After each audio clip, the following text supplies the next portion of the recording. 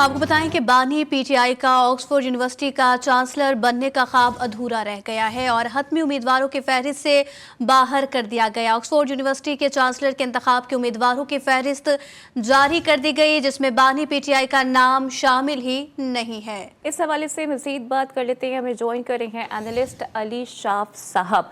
Sir welcome, اور فرمائیے گا کہ it is an another blow to بانی پی ٹی آئی۔ آپ کیا سمجھتے ہیں کہ اس کے پیچھے ریزنز کیا رہے ہیں؟ کیا اسپیسیفکلی پولیٹیکل اور سوشل ریزنز ہیں؟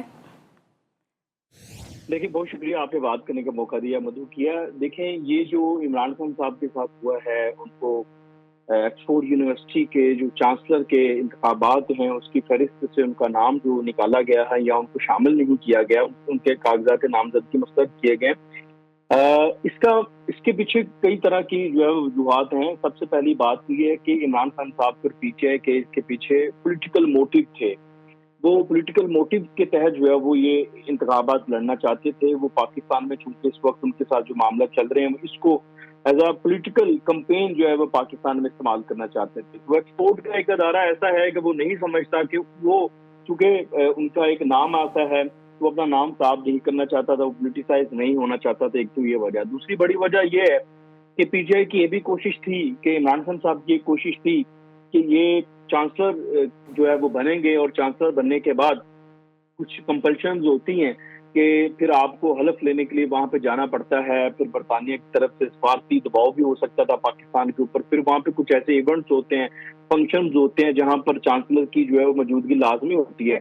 تو عمران خان صاحب جب جیل میں ہوتے تو پھر ٹھیک ہے سر، آپ نے بجا فرمایا۔ ہمارے ساتھی موجود رہیے گا، بریگیڈیئر ریٹائرڈ حارث نواز صاحب نے بھی ہمیں جوائن کر لیا ہے۔ سر، یہ کتنی بڑی خبر ہے، اور اس سے پہلے ہم نے دیکھا ہے کہ 2005 سے 2014 تک وہ بریکفورڈ یونیورسٹی کے بھی چانسلر رہ چکے ہیں، تو یہ ان کی کامیابی تو ہے۔ لیکن آپ کیا سمجھتے ہیں کہ جو ریسنٹ آرٹیکل، جو کہ اوپینین بیس آرٹیکل سے، جس میں کیتھرین بانٹ کا بھی ایک آرٹیکل منظر عام پر آیا تھا اور انہوں نے ریلیٹڈ ٹو طالبان اسٹوری اس کو انڈورس بھی کیا تھا، کیا یہ بھی وجہ بنی ہے سر؟ جو ریسنٹ آرٹیکل پبلش ہوئے ان کے خلاف، وہ بھی زیادہ ان کو اس کی وجہ سے نامینیشن نہیں ہوئی۔ اور سیکنڈلی کہ جب when you become controversial, Pakistan میں بہت کنٹروورسیز ہیں، آپ کے سامنے توشہ خانہ ہے، پھر اس کے بعد اور کرپشن کے کیسز ہیں، پھر وہ 190 بلین کا ایک اور کیس ہے جو شیخ ملک ریاض والا کیس ہے، پھر ان کو ابھی سزا بھی ہو چکی ہے۔ تو وہاں پر جو ان بائسڈ ہوتے ہیں، بالکل جن کا صاف شفاف کردار ہوتا ہے، جن پہ کوئی ایلیگیشن نہیں ہوتے، جن کے کورٹ کیس انڈر ٹرائل نہیں ہوتے ہیں، وہ ایسے لوگوں کو لے جاتے ہیں۔ دے آلویز اوائڈ جن کو کنٹروورشل ہو گئے ہوں۔ کنٹروورشل ہونے کے بعد وائسوں سے لگائے جاتے ہیں، تو آپ دیکھ لیں کتنا کرٹیسزم ہوتا آل اوور دا ورلڈ۔ اس لیے میرے خیال میں انہوں نے اس نام ایکسکلوڈ کر دیا ہے۔ اور اس سے یہ پتہ چلتا ہے کہ ابھی وہ جس طرح پہلے ان کا ایک بالکل کلین سلیٹ تھی، شفاف کردار تھا، اس پر کافی ابھی شک و شبہات ہیں، اور وہ دے وانٹڈ کہ پہلے یہ کلیئر ہو، اس کے بعد جب بھی نیکسٹ ٹائم ہو تو دین ہی مائٹ بی کنسیڈرڈ۔